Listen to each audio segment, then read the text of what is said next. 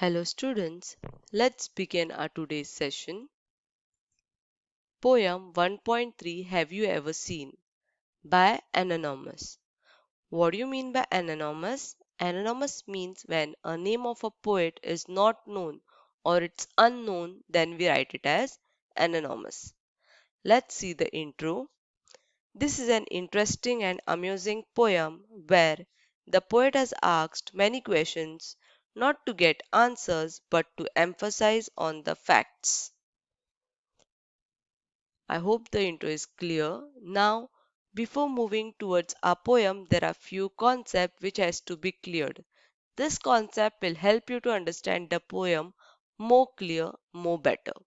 Let's head towards the concept. The first one is homographs. It is divided into two parts, homo plus graph. Homo means same, graph means writing. Words with same spelling but different in meanings are called homographs. The examples bat, bat, tear, tear. Next concept is pun. What do you mean by pun? When words with the same spelling or pronunciation are used in such a way that they convey more than one meaning, the figure of speech involved is called pun. A pun is a play upon words. Yes, you're right. It is a figure of speech. This figure of speech is an important figure of speech of this poem. The whole poem revolves around this figure of speech. With this, there is one more, that is interrogation. So now let's proceed with our poem. Have you ever seen? Have you ever seen a sheet on a riverbed? Here the poet is telling us that have you seen any sheet on a riverbed? The answer is no. Then why we call it as a bed if there is no sheet? Next, or a single hair on a hammer's head.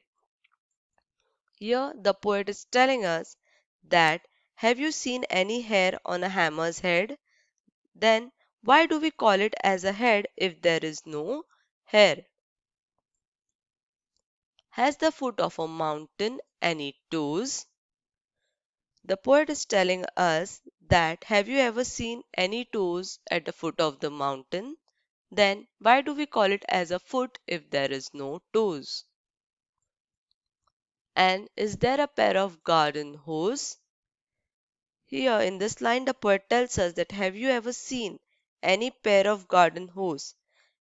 Here hose means stockings and the other hose means the pipe. So the poet is telling us that have you ever seen a pair of garden hose? And if you have not seen a pair of garden hose, then why do we call it as a pair? Next, does the needle ever winks its eye? Here in this line, the poet is telling us that if the needle is having an eye, then why doesn't it wink? Next, why doesn't the wings of a building fly? Here the poet is telling us that the building is said to be having wings, and if it is having wings, then why doesn't the building fly? Next, can you tickle the rib of a parasol? Here parasol means umbrella. The poet is trying to tell us in this line that we can tickle the rib of a person, but why can't we tickle the rib of a parasol? That is umbrella. Next, or open the trunk of a tree at all. Here again the poet is telling us in this line that whichever trunk we have, we can open it. But why can't we open the trunk of a tree? Are the teeth of a rake ever going to bite? The rake is said to be having a teeth. If we can bite with our teeth, why can't a rake bite with its teeth? Have the hands of a clock any left or right? We have our hands and we have a left hand and a right hand. Same way the clock is also having the two hands.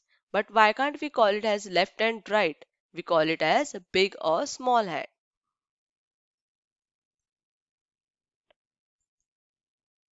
Can the garden plot be deep and dark? In this line the poet is telling us that garden is having a plot. Plot has two meanings here.